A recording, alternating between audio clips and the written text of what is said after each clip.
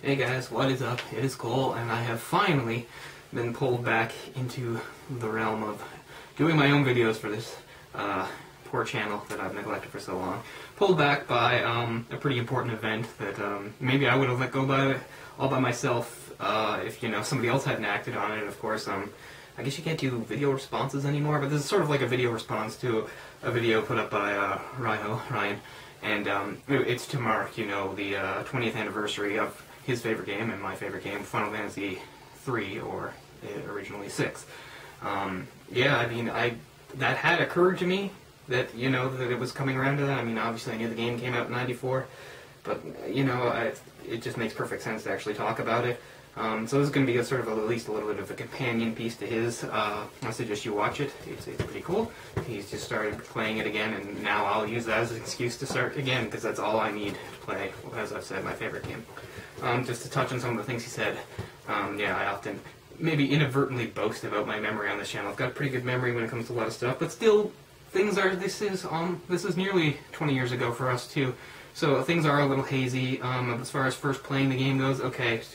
First of all, I didn't buy any video game magazines until I think sometime in '96 when I had my PlayStation, because when I got my PlayStation it came with a free subscription to a video game magazine called Next Generation, which I collected for a while, and then opened my eyes to looking at others, and it wasn't long before I figured that EGM, Electronic Gaming Monthly, was the best stuff in the biz.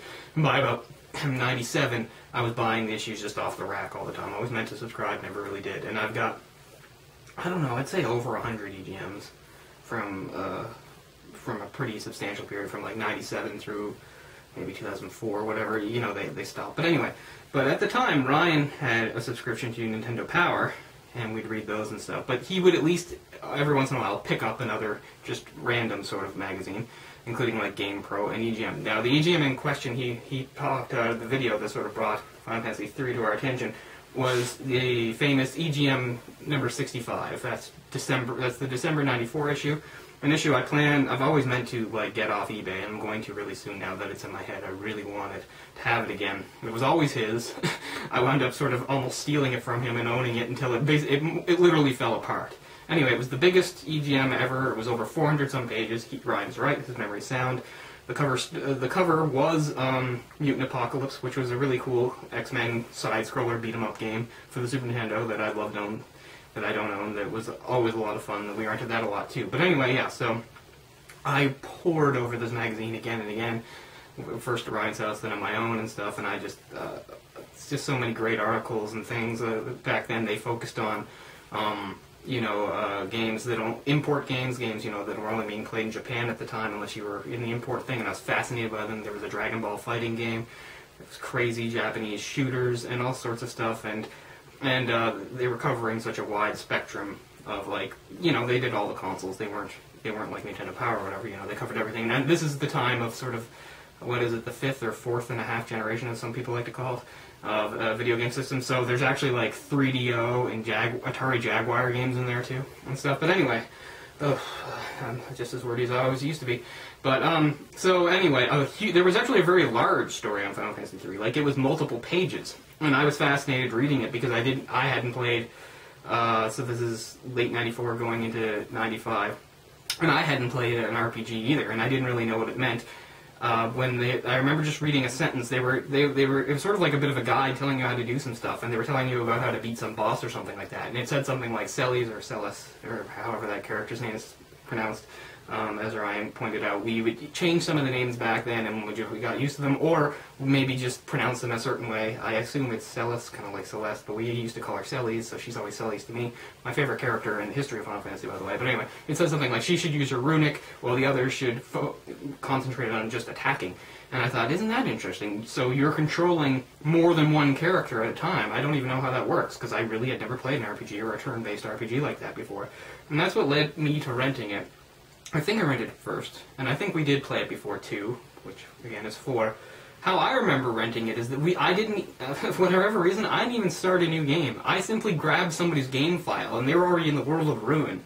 And I remember sort of just messing around with it, having no direction, not knowing what I was doing, but being fascinated enough. So it wasn't until maybe the second or third time that I played it with Ryan, that we actually, you know, started the game at the beginning like you're supposed to, and we just totally got hooked and pulled into the world, the characters, the style, and everything else, you know.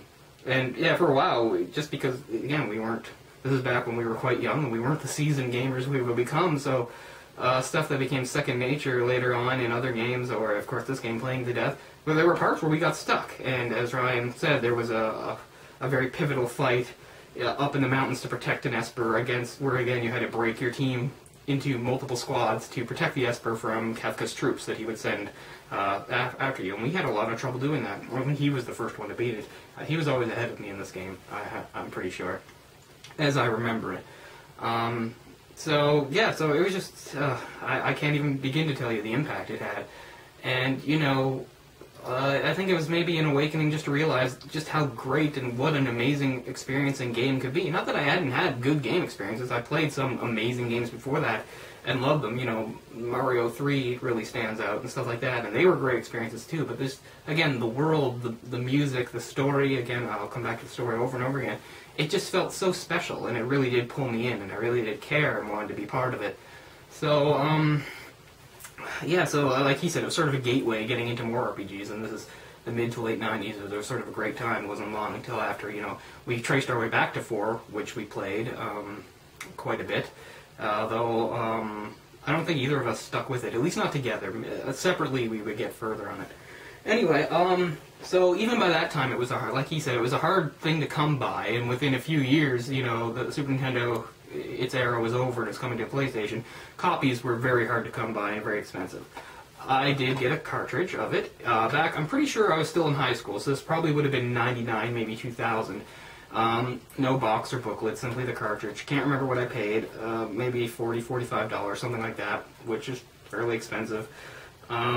Yeah, so I've been blessed to have it on here, but those who own the PlayStation know they came out with Final Fantasy Anthology, which include 4, you know, 5 and 6, which is 2 and 3 with 5 in the middle. 5, the forgotten sort of Final Fantasy that never came over here. It was on the Super Famicom, but never came over here. So maybe the hardest of the Final Fantasies. The hardest one I played, never finished it. And maybe I'll start that over again sometime too, with, you know, some nice little cutscenes in it and stuff like that. So it was sometime before 7 came out, so sometime between 96 and 97, though, I learned, you know, as every North American eventually learned about the series, was that, like, 7's coming out. Well, wait, where are the others? And you find out 3 is actually 6, 2 is actually 4, 5 didn't come here, etc. We even played Mystic Quest, which has nothing to do with the rest of the series, and was sort of like this odd kind of game for, like, an introduction to people that hadn't played RPGs that was sort of stupidly watered down. I would totally buy it if I could find it, because just to have it, but I mean, there wasn't anything really good or special about it, and I don't think I ever rented it, but I remember Ryan rented it and playing it over his house. Again, so he showed off his Final Fantasy VI. Well, guess what? Actually, he left out that he was incredibly generous in that I remember when he got it and he showed it to me about how he bought it online. It was just a great thing to have, and I thought, oh, that's amazing. And then he said, and actually, there were 2, so I got 2, and he gave me this, and this is one of the best presents I've ever been given by anybody. Even though, as you know, I can't play it, but, you know, the cartridge is in here, the booklet's in here, it's all beautiful, I love it, love having it, and it's too bad I don't have the box for this. You know, I am crazy enough to buy, you know, the box separately, I really am. But, getting back to the game and the impressions, so yeah, like he said, we rented it quite a bit, this being around 95, 96. We rented a lot, and I can't even really tell you when I beat it, but I remember some really great moments. I remember the whole pivotal moment of the shift from the World of Order to the World of Ruin. I remember, like, again, I think Ryan forged ahead before me. It was his game, he was playing, and I was watching him go through the floating continent. And I was completely happy watching. I was just sort of, just so immersed in everything, and everything had so much drama, and I cared so much, and like there was just so much suspense going on when the island's going to go down, and maybe you're going to wait for Shadow, and maybe you're not, and all that stuff. How dramatic it was, and just an amazing moment in games. Period. When Kefka moves the statues and changes that, because the story is so complex and dark, and I think it's the type of thing that might have been overlooked at the time, and it can easily be overlooked now. That like people see these sort of cartoony graphics with sprites and stuff, and there's, you know, it's a Super Nintendo, it's a 16-bit game.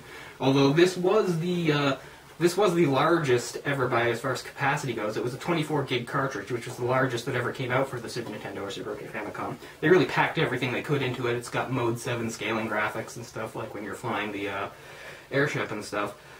But yeah, I think it's easy for people to overlook that just because of how it looked graphically, to not realize what a rich and serious and amazing story it had, and just the themes that it had going on. They're quite serious. I mean, there's a part again when you start the world of Rue Marcellus, you know, attempts suicide. You know, there's some very deep themes going on here with all the characters, and as Ryan pointed out, probably the main thing you might remember from the game is it didn't have one main character. It just had many very good major characters, like the best cast of characters I've ever seen in an RPG. Some RPGs have some really good characters, but this, you know, nothing really compares to this, and that's why I take 6 over 7 just a little bit. I think 7, story-wise, is almost right on par with 6, but then 6 blows 7 away because it has better characters. At least that's how I feel. If you like the characters in 7 better, that's cool. I love most of the characters in 7. 7 also holds a place in my heart, but it will always be 6 for me. Or 3, as we said, and yeah, and I really am sort of dying to just play the cartridge again. And, you know, like so many RPGs, there's just so much stuff to do. There's stuff that's, you know, you don't need to do it all to beat the game, but it's fun to collect, you know, various weapons and armor, you know, collecting Genji armor, getting the Atma weapon, you know, getting all the Espers. The Espers were a great, you know, a great addition to the series, because every Final Fantasy, the magic system was a little different. This might be my favorite of the magic systems, the idea that every character could learn every spell, and while you had certain Espers on that taught you spells, you got little bonus effects from it and stuff like that. I mean, I could just go on and on. I already sort of have. And people like me who remember the Final Fantasy III so well also, you know, will remember Ted Woolsey, who was the Square's American translator, basically from 91 to 96. And he's sort of a love it or hate it guy. Like, some people think he's a genius, some people think he kind of ruined everything. But the thing was, he was in the position back in, again, the 90s, before the PlayStation re-releases and stuff, and things came out, you know, the way they needed to be. You know, like Final Fantasy IV, you know, they couldn't use words like holy, so they used pearl and things like that. So this was at a time when there was a lot of censorship and things had to be changed, and it was on him to translate things as best he could, but sometimes a direct translation simply didn't work, and also there were times when he was being censored, so he had to do that. And he had sort of I wish I could come up with examples, but if you knew the game and you knew the translation and you knew what it was coming from and stuff, you would understand that sometimes his translation would be so different that it would be almost completely different from what was even originally intended, not the opposite, but quite different, and yet it would work perfectly anyway. So he's sort of a polarizing figure. I'm a big fan of him. He's, you know, the guy that came up with just some of the funnier lines of dialogue. The games had their humor, but again, sometimes humor is a very hard thing to translate, you know, from Japanese to English. But, you know, people remember from Final Fantasy IV, you spoony bird, you know, that's him. So, yeah, there's just certain scenes in all those Final Fantasies, particularly the humorous ones, where, like, his translation really sticks out. I am a fan. I think it's great. I love what he did. I have never played the GBA version that Ryan has. Again, from what I hear, it's probably a little more straightforward in the translation, trying to get closer. But as somebody who grew up playing the Woolsey translated versions, and I've just fallen in love with every line of dialogue and stuff anyway, you know, so I'd be on the side of him. You know, I'm happier with that version for sure. So yeah, just my favorite game of all time. I don't think that's ever going to change. It's not usually this late in life where something better comes along. You know, if you have a favorite band or a favorite food or something like that, usually you've already sort of made your choice maybe a lot earlier on. Not saying that it's not too late for other great games to come out and wow me. There's still been some great games, and I'm glad to be playing again. There was a period, you know, a few years ago where I was barely playing anything, and I'm glad to be off that. But still, nothing makes me happier than revisiting these games, and I'm definitely going to revisit this one sometime soon. It's the gorgeous music, the art, you know, Atane Yashita. Suddenly I'm blanking on names, but I'll pop it up. The art director. The music, Nobuo, man, why can't I think? Like, these names I would just rattle off easily, but again, maybe it's because my first time on camera in a long time, so now my brain's like freezing up. But again, if you're familiar with the series, you know these names as well as I do, and just what a great piece of art they really created with so many, you know, fun to play. That's the most important thing. Fun to play, but just a wonderful story, wonderful characters, great, deep, complex, serious themes. Again, I think that can get somewhat overlooked at times by maybe other people. They just see the little cartoony sprites, and some of them more cheesy dialogue, and they might not realize that there's some very dark, serious stuff going on. It doesn't even have to be dark. Not everything has to be dark, but I just mean, again, complex things, some very interesting things about, I don't know, you know, philosophical things about life, but relationships people have, and all that stuff. I love the whole thing that, like, once the world changes, once Kefka changes the world to the world of ruin, yes, your job is to stop Kefka, but you can't undo what he did. There's no fixing that. You are the game, and it's about the characters having to move forward in a world that's very damaged and very dark, and there's been so much death and pain, and there doesn't seem like much hope. Hope is a big you know, theme of the game. I think Terra really represents hope too. The whole idea of hope for the future, and how she takes an interest in the survivors of this small town, and of course it has like a young couple having a baby. It's like it's not maybe not supposed to be necessarily literally the first child born in this new world, but it kind of feels that way because it's what we see, and there's just so much stuff going on here that I can just go over. You know, Cyan continuing to write the letters to the girl, posing as her dead boyfriend, which, you know, from this it sounds very dishonest and terrible, but if you know the scenario, if you know what it was, it's actually, and he does eventually come clean, because it was about how he was a soldier and he was lost and he didn't want her to lose hope, so he wrote to her for a while because he needed that too, because he'd lost so much. We're really dealing with loss. These characters lose so much, and the idea is that they still go forward, and that's what really makes them heroic. And as Ryan pointed out, you know, the ending, it's the best ending of any game I've ever played, ever. It's the most satisfying. Like, a game like that, you really want the ending to be perfect and amazing, and it almost never is. I love Final Fantasy VII, but the ending is so sort of short and abrupt. I was kind of like, what? Huh? So I was slightly disappointed in the ending of 7, but 6 just wraps everything up in such a satisfying way. Again, there might not be everybody that shares that opinion, but it's definitely how I felt.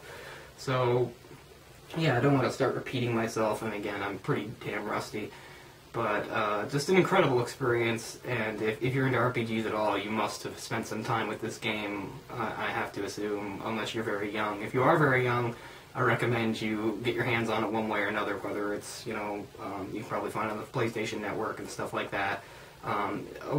Just an amazing immersive experience. You know, obviously there's people out there that didn't care for it wasn't their thing, or maybe think it's overrated, and I get, you know, because there's lots of other games that have, you know, huge followings that don't really do it for me, but Final Fantasy VI really, you know, touches my heart and my soul, I guess, and all that great stuff. Anyway, so again, I think I'm on the verge of repeating myself. Maybe I'll realize that I'm forgetting some stuff later on, but I probably should wrap this up, but yeah, just being able to remember it, think that game's been out for 20 years. I mean, wow. It makes me feel a little old. I mean, I guess that's what happens once you reach your 30s. I think it happens earlier for a lot of people, but yeah, you know, Final Fantasy, the series, kind of, by the time 10 came out, you know, it didn't feel the same to me anymore, and maybe I was stuck in that world and kind of against change. I mean, what I liked the best about 9 was that it was sort of a tribute to all the earlier games, up from like 1 to 4, even 5 a little bit, you know, the crystals and the classes and stuff like that. 5 is great because Final Fantasy Tactics would basically take the job system from 5 and use that.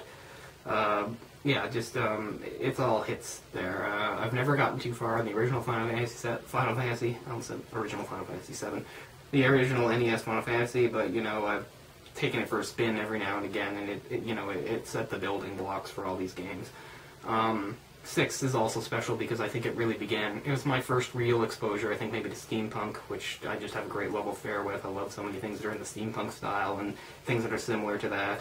And I've created some of my own writing that's based in that sort of ways, and I have to say that some of it's been very influenced by stuff like Final Fantasy 6 and 7. I mean, why not? I love it.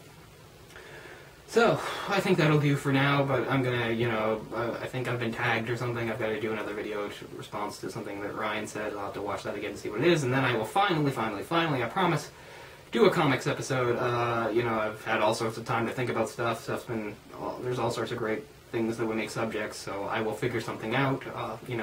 Check out the Sausage Factory too. I think maybe that was a bit of a crutch for me, that I was still doing the show and I felt like I was doing something, but I was ignoring my channel.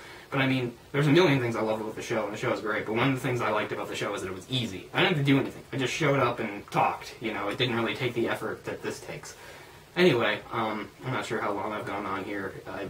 Again, I've been out of the game for a while as far as this goes, so I'm not as conscious of stuff like time, and I'm sure my rhythm was all messed up, and again, I'll probably watch this and feel like I left things out, but hopefully I didn't make too much of a mess of things. But yeah, again, seeing Ryan's great video on that just, you know, brought all the stuff flooding back, and I wanted to address some of the things he brought up and see if I could clarify any of that. So, okay, thanks a lot, and I'll see you guys really soon, and peace out, true believers.